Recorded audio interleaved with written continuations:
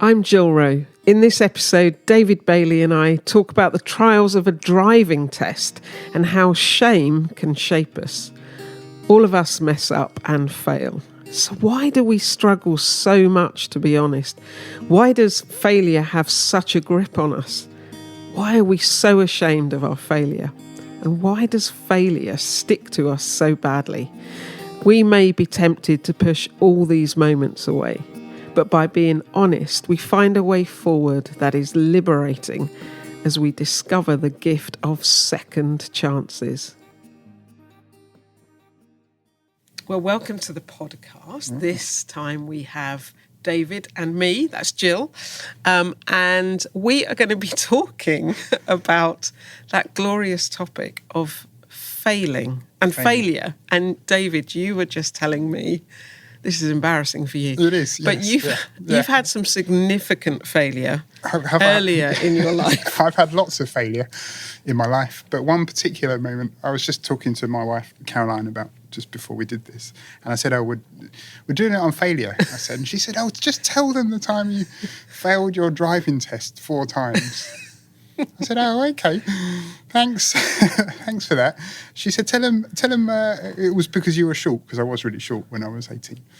And I said, but it wasn't because I was short. I mean, I suppose that could have been a reason, but really... It's an unusual reason. It was an unusual reason, yeah. I did have to sit on a cushion, actually.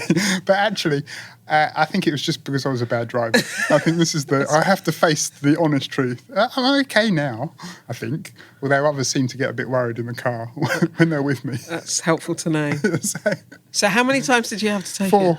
Brilliant. Yeah, and I still remember, I know we're going to talk about this a bit later, but I still remember the shame of telling my mates, because they'd all ring me up, because it was pre-text and WhatsApp, and they'd ring me up and they'd say, so Dave, how'd it go?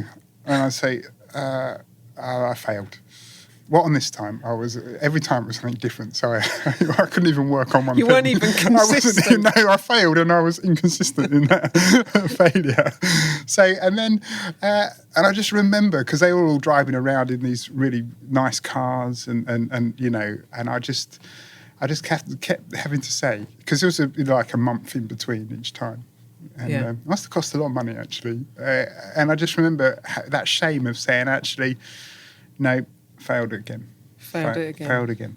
4 times. 4 times. Yeah, that's really terrible. Yeah, I mean, if it's any if it's any encouragement to you, I passed first time. But anyway, that makes me feel so much better. But this thing of failing and the shame that comes with it. So if you, I genuinely think that this is something that everybody experiences, all of us experience. Yeah. I don't think there's probably a single human who at some point in their life hasn't failed, first of all, and then at some point felt some degree of shame, and some of us feel it much more than others. So I'm thinking of things, for some people, it's the driving test or it's not getting in the football team at school or the netball team. But for other people, it's being made unemployed. Yeah. For some people, it's they can't have kids. Yeah. For some people, it's getting divorced. Yeah. For some people, it's kind of... It's massive, isn't it? It's huge, isn't it? And all of those things, if we aren't careful, are interpreted as failures. Yeah. And then that sense becomes shame in us. Yeah. So I suppose we might go on to talk about this, but we need to kind of reframe stuff, don't we? We need to think about who the person is, I think. Yeah. And I do think that there's an honesty around this that we need to kind of get to. And it's almost, we should be able to say to one another, actually, it's okay to fail. Just before we go on to that bit, what would you say shame was? Actually, how would you define it? Because it's different to guilt. Yeah. It's a loss of face, isn't it? Amongst peers, you know, and it has something, it is completely different to guilt, but it has something to do with our pride. And we don't want to, you know, that it's there's something in us that is touched really deeply when we feel that shame. It's almost kind of primeval, I think. We kind of lose that. We lose our place or we feel like we lose our place in the pack or in the tribe. I think that's definitely it. So I think it's about that fear of being disconnected. Yeah, absolutely. Yeah, there's a loss of connection in the shame. Yeah. In that, there's that whole, how will I survive if I'm not in that relationship with other people? Yeah, and it's wrapped up with a whole lot of stuff, isn't it? Like the pretty trivial example compared to some of the other things we mentioned about my driving test. But there was that loss of face, but also there's identity questions that circulate and kind of go round as well, because if we lose a job, sometimes our identity can be wrapped up in a role, and it can be hiding who we kind of are because we're caught up in this. And then when that falls apart, or when we lose that role, actually other things unravel and we can't kind of so our worth. So I think shame has to do with that loss of face in amongst our peers, and intrinsically is linked to our worth, and how we reframe that and how we think about that, I think, is really important. So going back to the honesty thing, because they're connected, aren't they? Yeah. That shame gathers more weight in our lives because it is unspoken. So there is this dynamic, isn't there, between honesty, being able to be honest is the thing that destroys shame. So if I was able to say, I'm broken, I've just been made unemployed, with no fear that makes me any less value to the person I'm telling that to or anything, then that honesty actually frees me from any sense of disconnection from the pack.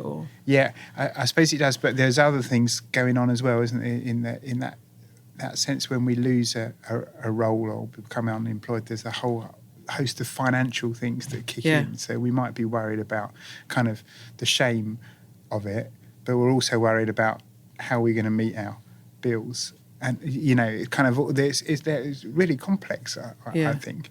But that notion of shame is so, we don't often talk about that, do we? There are some shame. We don't talk about it. But some cultures are, of course, honour and shame cultures. Yeah. And when that happens, a whole family can be shamed.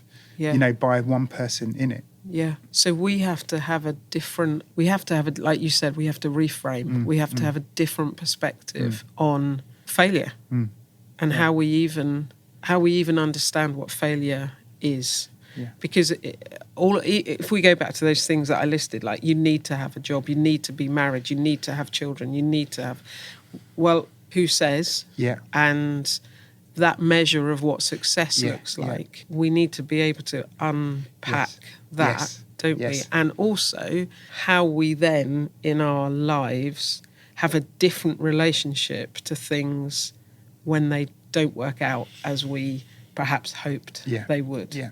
So our relationship to failure, we need to see it perhaps perhaps we can get to a place, maybe this is the goal, that we get to a place where we can see it more constructively. Yeah, I think that's really helpful. And I think the honesty thing in there amongst failure is really important. So I remember being, years ago, I worked as a graphic designer, and I remember a whole load of prints came back from the printers, and they were wrong. And I got them out of the box, and I looked at them, and it was like, look at that. It was the wrong colour, and there was a spelling mistake or something like that. And there'd been, it cost a bit of money to have these things done. Yeah. And I remember a choice right then. I could try and cover it up, thinking, no, I could just lie. Yeah, or blame someone else. I could blame someone else. These were the options running through my head. But I remember quite distinctly thinking, actually, no, that I've got to own up to this piece, that I messed up, I failed in this job. So I remember going to my boss and just saying, look, I'm really sorry, but I've really messed up and I failed. Look at this. This is what's happened. And, they were so that approach was so refreshing. Shocked. They were so shocked that I actually owned up and said, I'm really sorry, this was my fault. I'd owned that piece, owned that mistake. That they were really good, and they gave me I was really fortunate because they gave me another chance. They created a space for me to be constructive about that piece of, that moment of failure when I'd, let them down, basically. And that's really fascinating because basically your honesty in your failure built trust. It did. It didn't take it away. No. It actually built it. Yeah, Distrust comes when we aren't honest. Yeah, absolutely. So when we fail and we blame, and everyone's and we like, try and cover it up. Why bother? Why bother? Yeah. But take the world of politics. At the moment, if you think about what happens, is we very rarely ever hear someone say, I got it wrong. Yeah. I made a mistake. Yeah. That has gone, that sense of own. Yeah. But you also hear that people no longer trust people in power. Yeah. And it's just really... It's intrinsic, isn't it? Yeah. The two are so linked. Yeah. Yeah. And so that then plays out in workplaces, it plays out in families, it plays out in relationships. But it's the thing that we strive for, of that really open, honest relationship with one another, demands us to be honest ourselves about, hey, hands up, I got it wrong, I messed up. So that generosity of response, what did that look like for you when they... They didn't... I was freelance, so they couldn't sack me, but they could have just asked me to leave right there and then. But they didn't. They invited me back. I was able to carry on working, and it's those kind of moments that actually they're quite formational. That was formational for me, I think, because I remember still. It's kind of 30 years ago now, and I remember that kind of moment where I had a choice, and I then acted on that choice. So do you think that wasn't just about you being honest? It was actually about how you viewed the value of a mistake you'd made? Yeah, absolutely. Yeah. So I took ownership of the mistake. Yeah. So a failure actually became something that taught you to become a better you. Yeah, absolutely. Yeah. It was a real formational moment, I think. So but within that is a need to self-reflect and create a sense of accountability with others around you. Yeah, and also the kind of that honesty was liberating. Actually, it was kind of like, I remember, because they could have just showed me the door, held back money. They could have done all those things. But actually, when I was honest about the mistake I'd made and that I'd let them down, that actually their generosity and their response and my honesty was liberating to me. It was like someone had opened a window and, fresh air had come in. Yeah. So I know for myself, back in time, the tension was always just to push it all away, push the failing or the not getting it right away. But now it's like, no, I'm going to carry that. And it may be a limp, but I'm carrying that. I'm not going to deny that happened. I'm going to learn from that happening. So there's the formational side of it, isn't it? Yeah. So I think what that story with my kind of graphic design days taught me, that moment anyway, was that honesty is liberating, and that sense of having to be kind of humble and literally having to just be and vulnerable, I suppose, as well. And when we think about kind of failure and giving people a second chance, remember working as a youth worker that we had this lad used to come into it was a kind of council run drop-in. He used to come in. He was really, really struggling, and then one time he came in and he'd beaten someone up, which it's not great, is it? But It's not what you want. It's not what you want. It's like, oh, gosh, this is hard. And anyway, beating someone up, and we worked with this kind of young lad over a period of about 6 months, developing his confidence, exploring why he was so angry, why he'd lashed out like that, and actually he began to articulate why he failed and why he got so angry about, why he'd punched this person. And eventually he came in to the session on a Monday, and he'd got a job. It was as a forklift driver or something. And you would not believe the kind of the joy on his face. And that was because as a group of youth workers and as youth workers, we hadn't given up on him, because it would have been really easy to kind of shut the door. Because he'd been so violent that actually we gave him that second chance. We really helped him explore why he'd failed. And I just remember the kind of the shame he felt in that process, and we helped him. We didn't use that language actually, but we helped him explore why that was, and in that process he was given a second chance, and through that support he went on to get a job. And I guess so. That's your generosity, your second chanceness as a group of youth workers, but also he needed to learn and accept a generosity from himself towards himself. Yes. Didn't he? Yes, he did, yeah. Because we can receive all the love and attention and care from outside of ourselves, but unless there is a place where we just go, I got it wrong, but now's the new day. Yeah, exactly. Now's the next chance. Now's the... Yeah. He had to get to that place, didn't he? Yeah, I mean, we helped him get there, but you're right, he had to kind of, internalise it himself. And I remember he was saying, really specifically, we were chatting over a game of pool, I think it was, and he just said... You were a youth worker and you played pool. That's unbelievable. Yeah, I know, and table tennis. I need to practice again, actually, because I've lost those skills, or some of them.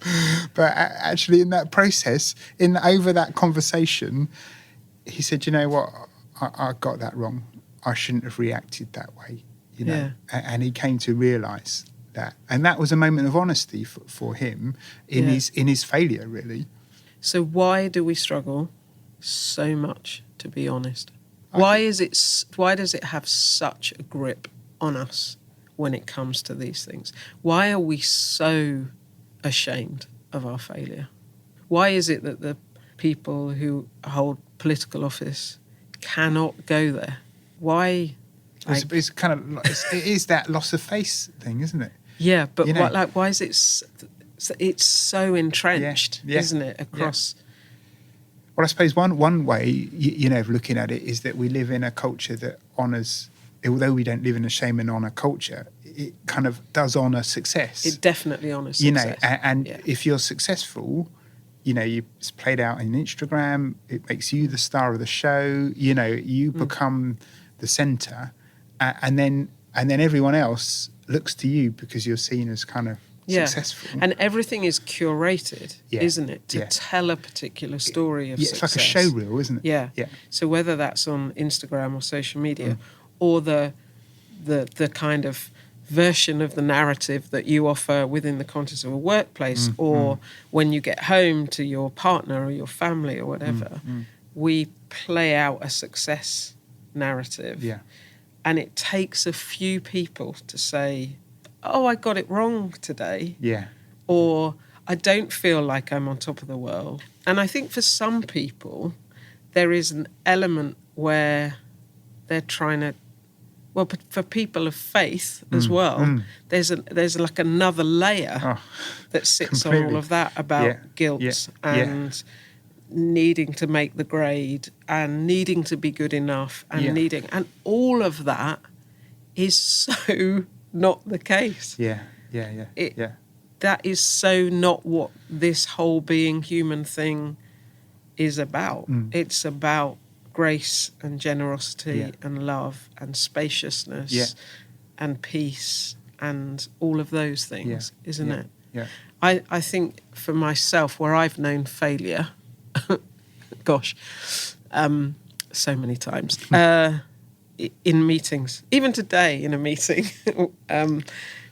I mean, literally every day is peppered with things not happening how I wished they would, or me not being the person that I wish I was, and all the rest of it. And I've always got two choices at the end of the day with all of that, is beat myself up about that, or accept that that's how it's been today, but tomorrow's new. And go again. And go again. And go again. And keep going towards being the kind of person I want to be. Yeah. So... But wouldn't it be great? You're talking about connections earlier. Yeah. Because it's on your own, you wear out, don't you? Your battery Yeah. goes and you can't go again. But if we are connected with other people who say, how was your day? And then we're honest in that reply, then they say, well, tell me why, tell me about that. And you go, because of this or this. But actually, tomorrow's a new day. That you've got that sense of connections, that support, that sense of being human, together. So you're creating honesty. You are, all the time, aren't you? It's like a currency. But someone has to kind of deal it first. Yeah. But I think this thing that we think we need to live some kind of fake life is a fake thing. Yeah. Yeah. It's a fake. That's a lie. Yeah. That isn't true. Yeah. Life is a terrain, isn't it? And it's full of the most amazing successes. And it's full of the most incredible, I wish that had never happened moments. And our response to all of that is what is the making of us, isn't it? Yeah, yeah. So my parents divorced at a time, not like now, where it's, marriages end and people get divorced. That wasn't, I'm that old, that back then, that wasn't how it was often perceived, particularly within the context of church, So I remember someone within the church that I was a part of saying to my mum, your type aren't welcome here. And when you hear stuff like that, you're like, well, what type? Who said there's a type? So you've got to, and thankfully I've been, crazy enough to believe that was never how it was meant to be. But that kind of messaging that people can receive, wherever that comes from, about acceptability, can destroy people's lives. Yeah, it can. Can't it? Yeah. So I think it's a joy and a privilege to be able to say, hey, it's okay, go again. Yeah. Go again, have another go. Yeah. See what happens tomorrow. It could be completely different. Yeah. But don't ever think that you can't go through the mess. Yeah. That the mess chapter of our lives is just as important as how it begins and what comes after the mess. We have to go through that learning space. And for me, I think in my experiences, I've never made a printing error because I've never been a graphic designer like you have. And obviously I didn't but I failed my GCSEs like in absolute style. And all sorts of other things have happened in my life where friendships have failed and all of that kind of stuff. But it's okay. It's not my perfect scenario, but it's okay because each of those chapters builds the story of who I am now. And my posture towards failure is one of, okay, well, what's to learn? Yes. Where's the light? How do you want to be? What's the big story that you're a part of that brings light and hope into that, what looks like failure to you? And you and I often talk about those moments of disruption, don't we? Yeah. Those times when things are difficult, when we've failed, when we've messed up. And in those disruptive times, there are moments, deep, personal, formational and transformational moments of learning, I think, that actually lead us on, like you said there, all those different experiences, those different moments make you who you are. We kind of carry those moments with us, but we don't need to be, I don't mean carry as in we live with regret or we live and they're not like a dead weight on us, are they? No, but they have formed us. Yeah. So. There's that thing that Jesus talked about where he talked about his yoke was easy and his burden was light. And that idea that the yoke represented his teaching. Their teaching was a yoke that people carried. And there was this comparison all the time for Jesus to say, but my yoke is easy, but what other people were saying about you got to stick to the rules, you've got to make the grade, you've got to hit the targets, that was heavy for people. But there's this thing about the way that Jesus said we should live, about loving others, about being people of peace, about finding forgiveness, offering forgiveness, going the extra mile, feeding the hungry, clothing the naked, all of those things. That is a light burden, but it's a great burden. It's a freeing burden. It's a generous burden. And you find your own spaciousness in choosing that way rather than dishonesty, covering up, blame, in order to look the part, make the grade. Yeah. And isn't it fascinating in when Jesus kind of gathers his disciples, he doesn't go for the best of the best. He goes for those who are kind of fishermen, Teenagers, like that young man that you worked with. Yeah. They weren't the finished. No, and they weren't the ones chosen by the rabbis to follow them. They would have been the people who, well, they were in the midst of kind of daily struggles of earning a living, and Jesus says, "You'll do." Yeah. It's amazing, really. Yeah, it's fantastic. Yeah. It's good news. Yeah. I feel like I fit in. I think as well that we often try to dispel failure out of our lives, but I don't think that's what we should do. What do you mean by that? Say I think we try and push it away as if it is something ugly that shouldn't be part of our story. Yeah. Yeah, because you don't go to a dinner party, do you? People go, what do you do, Jill? Well, I'm the ethos and formation director for Oasis. So you don't go, very grand. It's amazing. You don't say, well, I failed all my GCSEs, or, I'm in that moment. This is falling apart. Yeah. I argued with this person. Yeah. It would make a much more interesting dinner party. Wouldn't it? Because I don't usually start by saying I failed my driving test 4 times. Maybe you should try that. I might do, just to see the look on their faces. But we know through formation that learning from that failure has entered into who we are. Yeah, absolutely. It's become a part of who we are. Yeah. And there's that story, isn't there, in the Old Testament where Jacob wrestles with the angel. Yeah.